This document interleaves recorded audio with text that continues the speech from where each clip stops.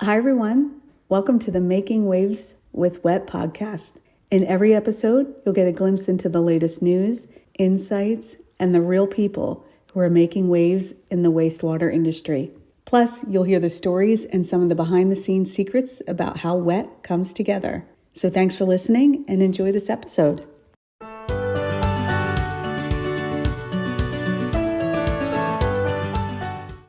Hi, everyone. This is Liz Bothwell from Waste 360 and WWETT, and I'm with Dani Charles, co-founder of Veriflux.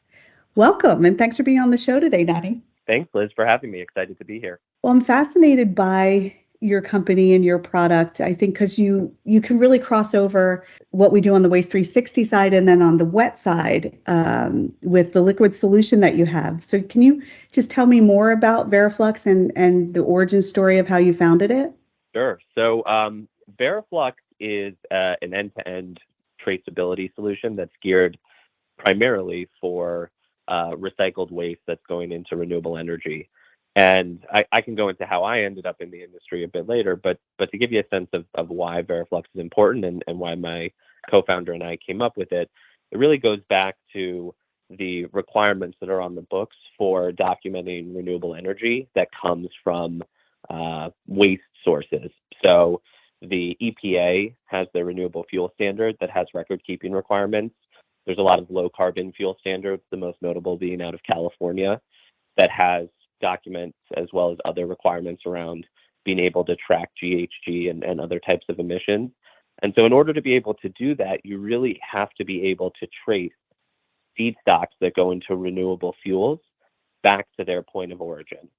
And when you're talking about recycled waste, that can be really difficult to do. We're talking about fats and oils that start at restaurants. If you're talking about used cooking oil as one example, the type of waste that comes from French fries that's fried at your local drive-through, and then they have to dispose of it behind the restaurant, and then that ultimately ends up in biofuels.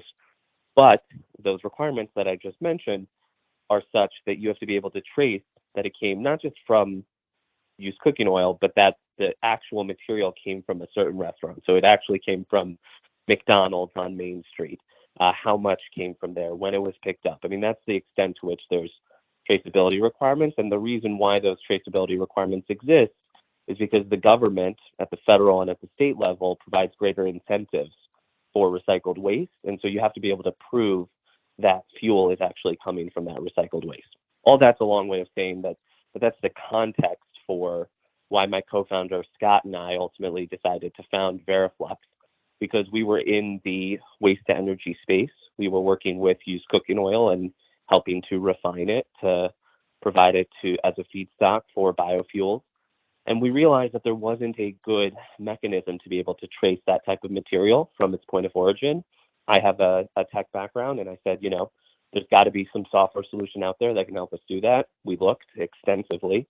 There wasn't really one, and that's when we decided to found Veriflux, and it's been a great ride ever since. Oh, that's great. Good story and good reason to build it out. Now, your entire model is really based on collaboration, and I know that's not always easy. Can you talk about the stakeholders you had to bring into this and bring to the table to talk about this in order to make it happen, and sort of your philosophy on approaching partnerships? Sure, yeah. It the point about collaboration is a great one, because when you talk about waste to energy, ultimately you're talking about a supply chain. And that supply chain, in some rare instances, is fully integrated. In most cases, it's not. It's a lot of different stakeholders across that supply chain. And so when you have to trace materials from origin all the way to destination, you really have to have different stakeholders collaborating across that supply chain. You need to have the company that picks up the waste material collaborating with the company that processes it, collaborating with the company that further refines it, and then ultimately the company that produces it into fuel, and then even further the company that ultimately consumes that fuel, right? That's the extent of the supply chain. And the challenge is, historically, no one along that supply chain wanted to share that information, because that information around where they're sourcing materials is sensitive, competitive information. If I'm a collector of a raw material, of a waste material, and I share that downstream with other folks in the supply chain, there's a decent chance that those folks in my supply chain on any given day, they might be my collaborator, but the next day they might be my competitor. And what I'm sharing with them is effectively my customer list. It's some of the most sensitive competitive data that I have. And so part of what we did in building Veriflux was to build a mechanism where everyone across that supply chain would feel comfortable sharing the data, because what we do is we actually anonymize the data when it's shared. So if a collector of a raw material shares data into the system, they can view that raw data, but everyone downstream that needs to then subsequently see that data, they see an obfuscated or an anonymized version of what was shared, and specifically what we're hiding or anonymizing is that competitive information. And so that way everyone feels comfortable sharing the data. Ultimately, when it gets to a regulator, when it gets to the EPA or CARB, which is California's body that's responsible for LCFS, when it gets to one of those regulators, they can see the raw data comprehensively, but every stakeholder along the chain shares it in its raw form, but then subsequently it's seen in an anonymized form, and that really incentivizes the collaboration that's needed. The other challenge that I'll just quickly mention to that type of collaboration is the digitization of the records themselves. A lot of the waste energy industry is still very paper reliant, or to the extent that folks have some digital systems, their Excel or there's some other system that they've customized for their particular use case. And that makes it really hard to share data. It's really hard to share when you're emailing Excel spreadsheets or things like that. And so part of building Veriflux was to help with that data sharing, and also to lower or reduce the barrier to enable that data sharing by having a common scheme that everyone can use, a common platform that everyone can use to enable that type of data collaboration. Oh, interesting, for sure. And I think that hurdle that you mentioned at the end it's quite common, I think, in the waste and recycling industry in general, right? A lot of it was paper, and then it went to Excel, and then what's that next phase? So your technology really seems to step in and help with that. Exactly. And it sounds simple, right? We're just going to be the next latest and greatest version beyond Excel, but it's quite complex. You have historical data, you have data that in some cases can be collected using, let's say, our mobile app, but in other cases, there's still third parties that haven't yet come onto the system. And so you have to enable them to really onboard their data in a mechanism that works for them. And so mapping out all those different use cases and providing a solution that adapts to all those different use cases was quite complex. And I'm proud that we've been able to accomplish that. Oh, that's great. Do you have any advice for anyone else who is, and it may not be necessarily in this realm, but who has to bring a lot of stakeholders together about approaching that type of partnership? Yeah, I think the best advice I could give is really to start by breaking down the challenges into into their most basic form, and to try to remove assumptions that you might have based off of your own perspectives. I mentioned earlier, my co-founder Scott and I, we were already in the used cooking oil refining business, and so we came from that perspective. But a lot of the other points across the supply chain, as we looked to those and how we would have the software solution address those, we had our own assumptions about what made sense for those different stakeholders. Those assumptions, I'd say half the time, were wrong.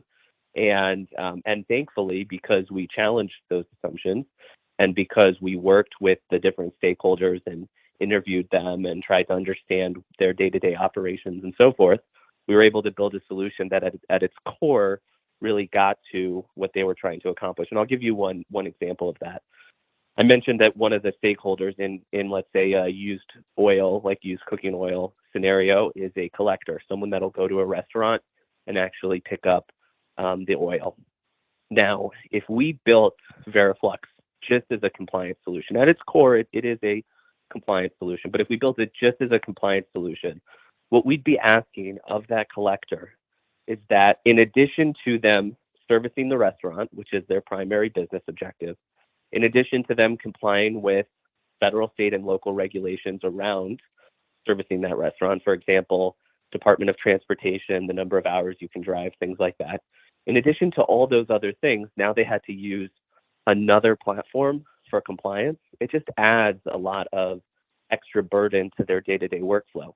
Alternatively, what we did is we built out a collector module that allows them to do things like track pickups, see the last time that they serviced a restaurant. We're using some machine learning to be able to predict the next time that they're going to have to service a restaurant. We're doing intelligent routing using machine learning. So we're adding all of these value adds to the platform that from a business perspective enhance their business operations so that their use of the compliance tool isn't a burden, it's actually a value add. And we only arrived at that perspective because we took the time to actually meet with the different stakeholders and understand what they truly need. Oh, that's amazing to hear. And I love to hear that, you did that from the data as well. And data is such a big part of what you do. And have you seen trends or points so far in the journey that have surprised you or really interested you beyond what you just talked about? Yeah, I mean, one of the things that we do is, so I mentioned the intelligent routing. So we have some pretty cool data around routes that are being done in real time, and then what an optimized route would look like. And when I say optimized, you can optimize for a number of different variables. You can optimize for distance, which is the primary one we're doing now. But there's other things you can optimize for, like traffic, time. Certain restaurants can only be serviced at during certain durations and things like that. So when we look at the data, what we can see is that based off of our own modeling, that we have a number of folks in the supply chain that are doing routes that could be better optimized. And the cool thing about that is it not only helps them from a business perspective, but it ultimately serves the primary goal of what, let's say, the federal government or states like California are trying to accomplish, which is reduction of emissions, which is to say that if you can reduce the amount of mileage, you are effectively reducing emissions that go into the collection of that raw material. And that's just the starting point of where the data can really take us. I mean, from there, we can look at things like energy usage for the refining of the raw materials. There's a whole bunch of other areas where the data can really come alive. And that's really what's neat once you have data in a warehouse, for lack of a better term, is you can build on it and start to do some really cool things analytically and from a machine learning perspective. Oh, big time. And then, like you said, you can watch it grow over the years and see that. That's awesome. That's also data that a lot of times these different stakeholders don't have in a format that really enables them to evaluate their own business operations. And so the cool thing about reducing that digitization burden and threshold is now that they're on a system that really captures that data, they can start to look at that data from a business operations perspective and no longer have it just in Excel or siloed somewhere else, but really have a comprehensive view of their business. And one of our core tenets is data portability as a right. We have APIs, we have mechanisms for you to take your data from the system and share it elsewhere. And so it really, our system becomes an enabler for business operations across the supply chain. So valuable. And so I saw that you have a pilot program going with New York City and WM. Can you share more about that? Yeah, we've been really excited to participate in that program. It started in September and it concluded in December. And that was a pilot program that was run by New York City's DEP. And as you mentioned, we did it in conjunction with WM. And what we were doing is actually tracing waste material from restaurants and some other locations across New York City through processing and ultimately into New York City's Newtown Creek facility, which creates biogas. And so I think that what'll come out of that, the results of that pilot, is it'll showcase what you can do when you start to have that data and what you can do from an enforcement perspective.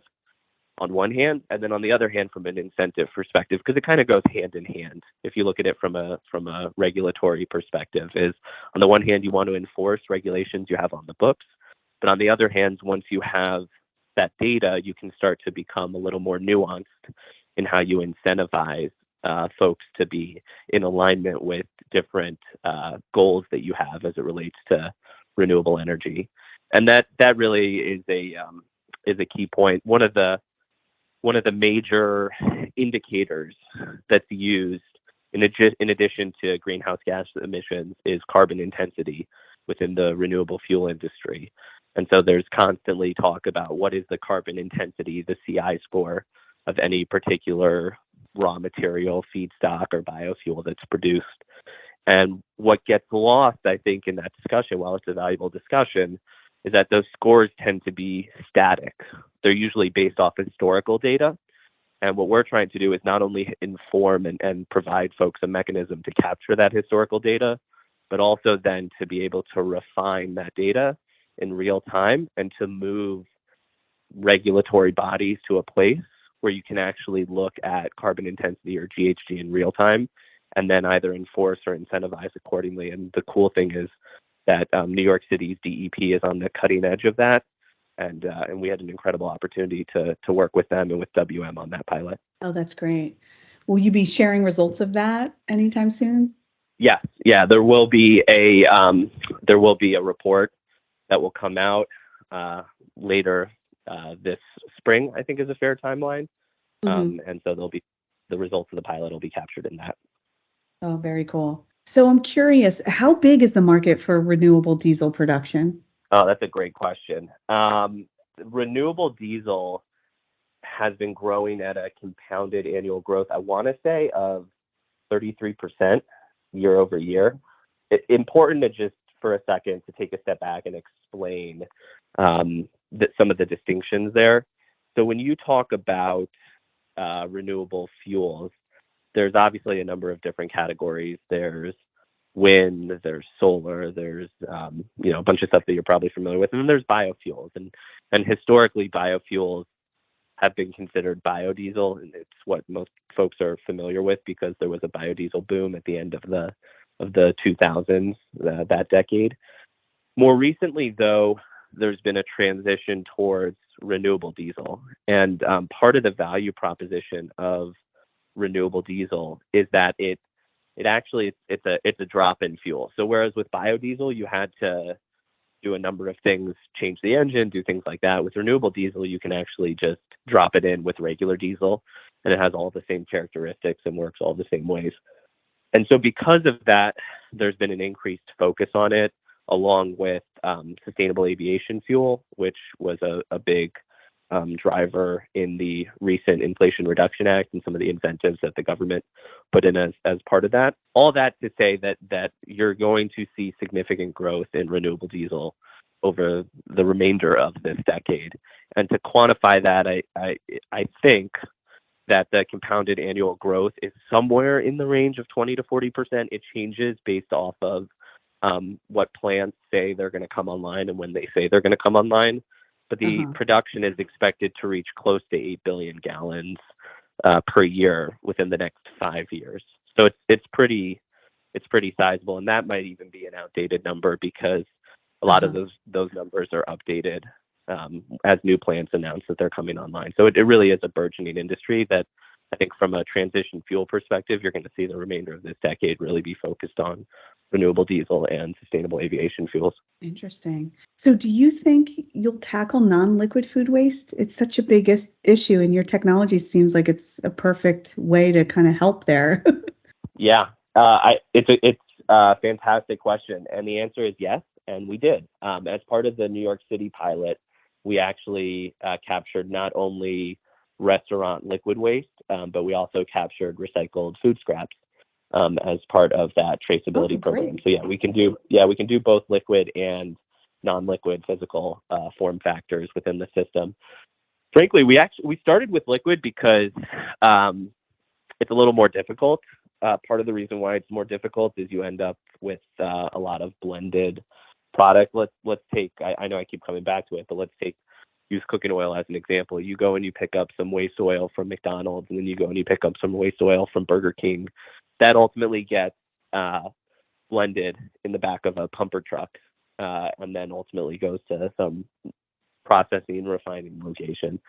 So how can you say molecule for molecule what came from Burger King versus what came from McDonald's? And so what we had to do is we had to build out a number of different mathematical algorithms that allow us to account for not only how much was sourced from each location, but how much yield loss you get when you ultimately refine it, and so forth.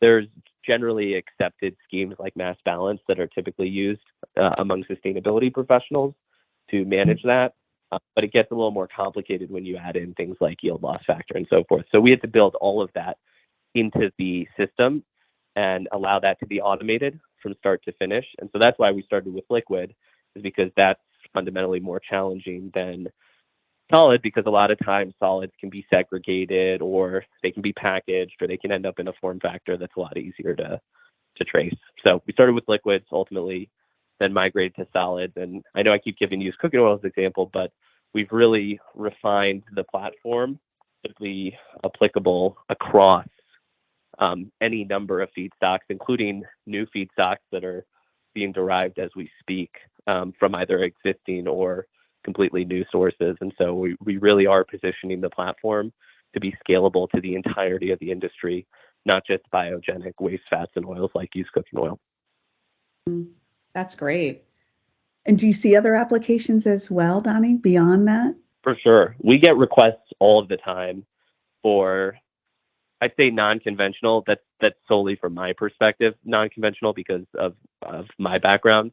But for non-conventional use cases, we get requests for plastics. We get requests for, the other day, someone wanted us to trace wine.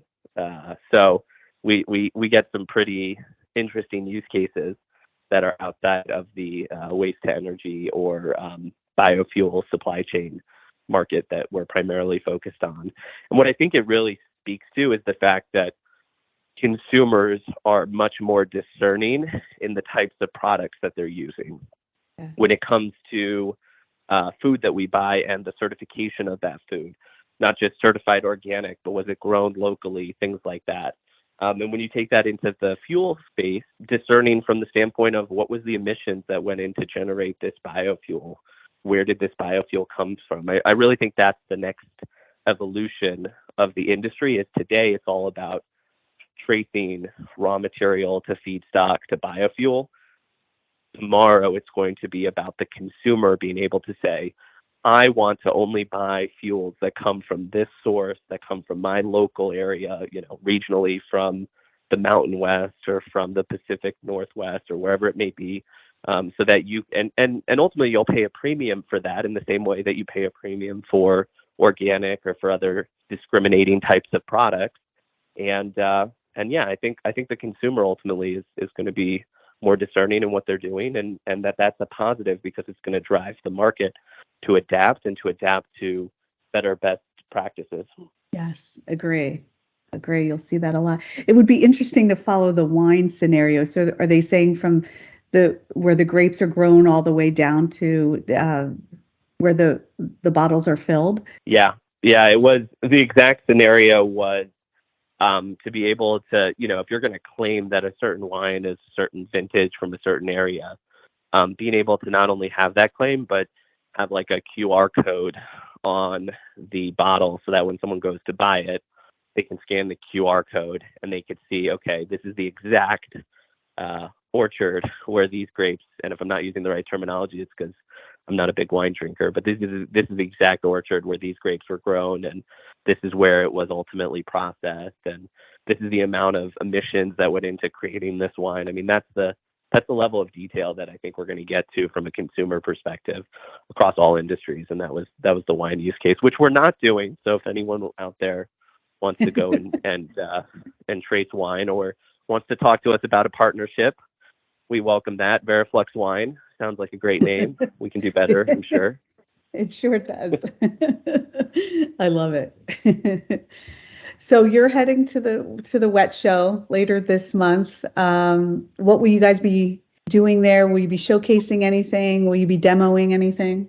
Yeah, we're going to have a booth. We're going to be showcasing Veriflux and really talking to the primary audience there being a lot of collectors, pump truck drivers, around how easy the app is to use. We made it really simple because we know that when someone's pumping grease, they have a lot of other things that they're focused on, like where am I parking the truck and, how am I making sure I'm not spilling and so forth. And so we made it really simple, really easy to use. And so for folks that are going to be at the WWETT show that want to see how easy it is to use the application and you can stop on by our booth. Additionally, we're also going to be showcasing some of the business operation enhancements that I mentioned and doing just general education around what the record keeping requirements are for RFS and for some of the other programs where a lot of this waste material ultimately goes into. Oh, that's great. Good. Well, I'm looking forward to seeing you there. And then I have to ask you this. Who do you think will win the Super Bowl, the Eagles or the Chiefs? I'm fundamentally torn because I am a Broncos fan. And so on the one hand, I feel like I can't root for the Chiefs as a result of that. But on the other hand, the Chiefs winning validates the fact that the Broncos lost to them twice.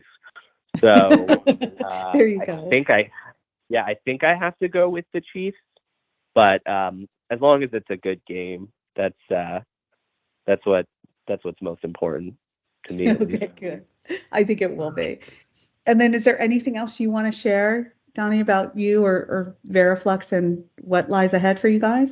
The only other thing I'll add is to anyone that's wondering how they can get involved in biofuels or specifically in traceability and things like Veriflux, don't hesitate to reach out. You can go to veriflux.io, even if it's just for informational purposes. We'd love to provide educational resources around where we think the market is headed.